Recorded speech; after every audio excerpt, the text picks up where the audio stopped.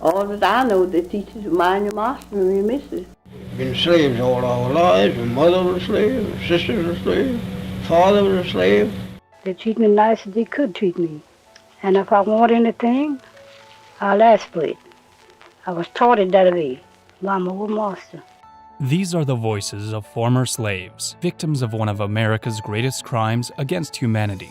Listening to them speak and hearing their lamentations does a different level of justice than history books ever could. John Henry Folk was a storyteller and radio show host who in 1941 started doing interviews with former slaves in a project to bring awareness to racism. One former slave he interviewed was Fountain Hughes. Little did Folk realize this interview would be one of his most important. My name is Fountain Hughes. I was born in Charlottesville, Virginia. My grandfather belonged to Thomas Jefferson. My grandfather was 115 years old when he died, and now I am 101 years old. Although many slaves were kidnapped or abducted, Hughes was different. He was born of slaves, as was his father. He didn't know any other life. It's what they call, we were slaves. We belonged to people. They sell us like they sell horses and cows and hogs and all like that, have an auction bench, and they put you up on the bench and bid on you, the same as you're bidding on cattle, you know. The auction bench was an infamous place among slaves. Here, people would learn not only who their future masters would be, but exactly what price a person could put on another person. Sell the women, sell the men, all that. And then if they had any bad ones, they'd sell them to the nigger traders, what they call the nigger traders, and they'd ship them down south and sell them down south. After leaving the auction, they would be at the whims of their new masters. Of course, when someone is considered to be a piece of property rather than a person, little is done to make them comfortable. Deplorable living conditions, tattered and worn-out clothes, and sometimes a bare minimum of food were all that slaves were given. Colored people didn't have no beds when they were slaves. They all slept on the floor, patted here, patted there. Just like a lot of wild people. We didn't know nothing. We didn't like to look at no book. Often, the slaves were only dressed in what they showed up in, made mostly of rag and cloth. The lucky ones may have had a pair of shoes or some denim. That's why they never wore no shoes until they were 12 or 13 years old. And now people put on shoes on babies, you know, when they're month old. I don't know. Put shoes on babies just as soon as you see them out in the street, they got shoes on.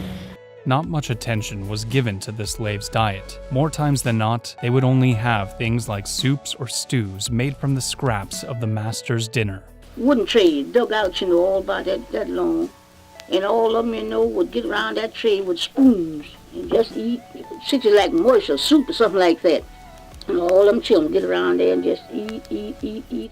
Slaves had no weekends, no holidays, no days off. Each day was filled with nothing but work and meeting the needs of the masters.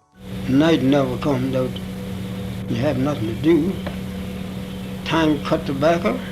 If they want you to cut all night long out in the field, you cut. And if they want you to hang all night long, you hang tobacco.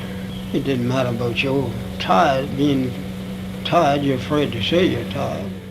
It wasn't a sense of duty that compelled the slaves, nor was it a love for their owners. A cloud of dread hovered over them, as the smallest infraction could mean a painful punishment, usually in the form of beatings. Former slave Laura Smalley described what she saw one day when another slave woman earned a whipping after her master's mistress tried to slap her and she fought back, pushing her into a chair.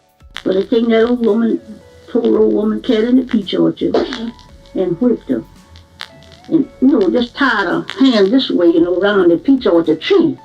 I remember that just as well, looked like to me, I can't, and round the tree and whipped her. And she couldn't do nothing but just kick her feet, just kick her feet.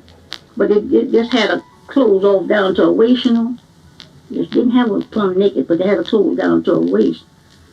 And every now and then they'd whip her, and then snuff the pipe out on her, She'd snuff pipe out on her. The embers in the pipe, where you ever see the pipe smoking. Blow them out on her? Mm-hmm. Good Lord. Mm-hmm. Even though slavery was a practice in which evil was free to roam, there were still some owners who aspired to be better, treating the slaves with more dignity and decorum. Having a master who would speak with kindness, show courtesy, and treat them as humans was among the most coveted things any slave could ask for. They treat me nice as they could treat me. And they all treat me nice. All the white folks that know me, they treat me nice. And if I want anything, I'll ask for it. I was taught it that way by my old master. Don't steal, don't lie.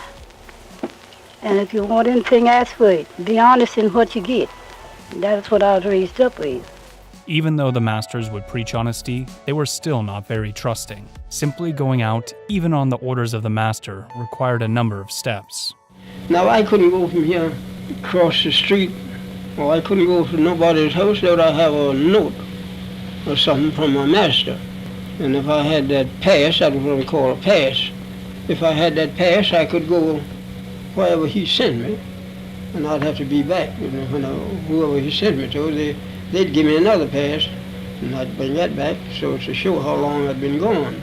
With the passage of the Emancipation Proclamation, the slaves were free, but only by degree. They weren't truly as free as they thought. Union soldiers, who slaves once thought of as liberators, would sometimes pass through and not give a second thought to the people they helped to free. I remember when the Yankees come along and took all the good horses and took all the meat and flour and sugar and stuff out in the river and let it go down the river.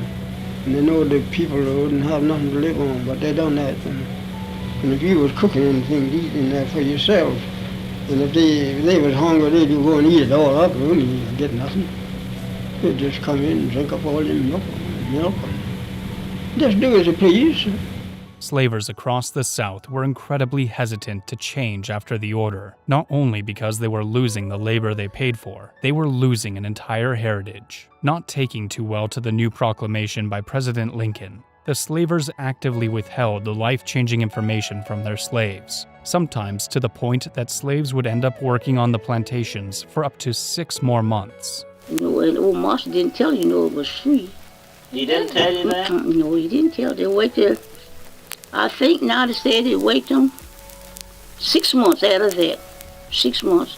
Without guidance, though, many of the slaves found their newfound freedom less glamorous than they had thought. With not a dollar to their names, very few possessions, and little to no education, they found themselves alone. Sadly, millions of newly released slaves, unable to make a living, ended up becoming emaciated, even dying as a result of starvation. And if we got free, we didn't know nothing to do. And my mother, she hunted places and bound us out for $1 a month. And we didn't have no property, we didn't have no home. We had nowhere, nothing. We didn't have nothing on it, just like the cattle, we were just turned out and get along the best you could. Colored people is free, you ought to be awful thankful.